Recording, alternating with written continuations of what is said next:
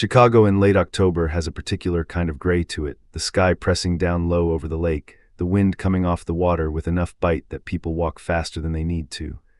I was walking fast that morning too, but not because of the wind.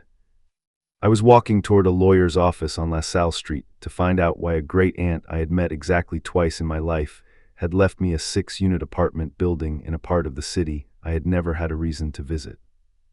My name is Thomas Aldrich, and at the time all of this started, I was 34 years old, recently laid off from a marketing job I had never particularly liked, living in a 1-bedroom apartment in Logan Square that I could not have afforded for more than another 2 months. The call from the lawyer came on a Tuesday. My great-aunt Margaret had passed away. She had no children, no close family beyond a scattered handful of relatives who had mostly lost touch with her over the decades. And she had left me, specifically me, a building on the near west side that had been in the family for over 100 years. I did not know what to expect walking into that office. I certainly did not expect what the lawyer, a tired-looking man named Patterson who had clearly handled Margaret's affairs for a long time, slid across the desk to me along with the deed and the keys. A folder. Inside the folder, a single typed page, yellowed with age, titled simply Building Rules. I assumed it was something mundane. Quiet hours, garbage collection schedules, the kind of thing every landlord keeps on file.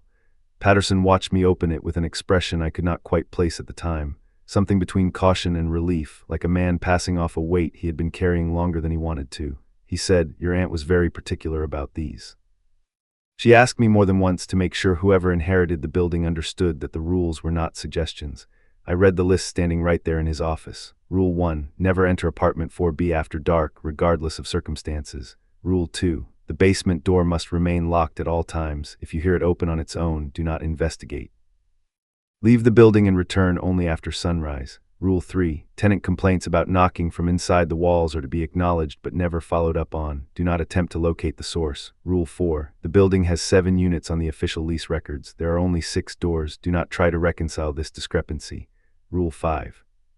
If a tenant introduces themselves as having lived in the building since before 1953, thank them for their tenancy and do not ask further questions about their lease history. Rule 6. The elevator does not go to a 3rd floor. The building does not have a 3rd floor. If the elevator stops there anyway, do not exit. Rule 7. Once a year on the night of the winter solstice, every tenant will receive a knock at their door at exactly 3 in the morning. Instruct new tenants in advance not to answer it. The knocking will stop on its own by 4. I looked up at Patterson after reading that last one.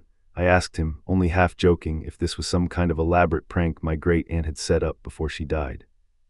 He did not smile. He said, "Margaret managed that building for 41 years. I drew up 6 separate amendments to her will during that time, each one just to update the language on this list. She was not a woman prone to elaborate jokes." He paused.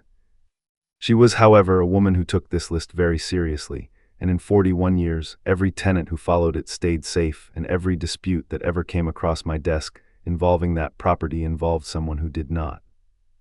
I drove to the building that same afternoon, mostly out of disbelief, wanting to see for myself the ordinary brick 6 flat that apparently came with 7 instructions for staying alive around it.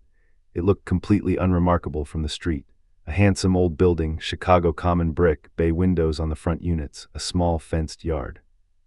The kind of building you would walk past 100 times without a second look. I stood on the sidewalk holding the folder and the keys, and I felt, for just a moment, the particular foolishness of a grown man taking a typed list of rules seriously because a tired lawyer told him to. Then I went inside to meet my tenants, and the foolishness did not last very long.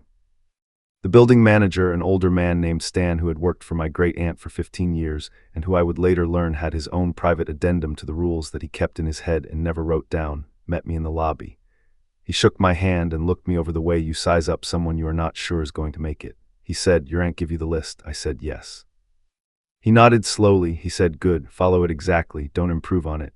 Don't decide a rule doesn't apply to you because it sounds crazy." He looked at me for a long moment. The ones who get hurt are always the ones who think they know better than the list. I asked him if he had ever seen anything himself. Anything that made him believe the rules were real instead of an old woman's eccentricity passed down as policy.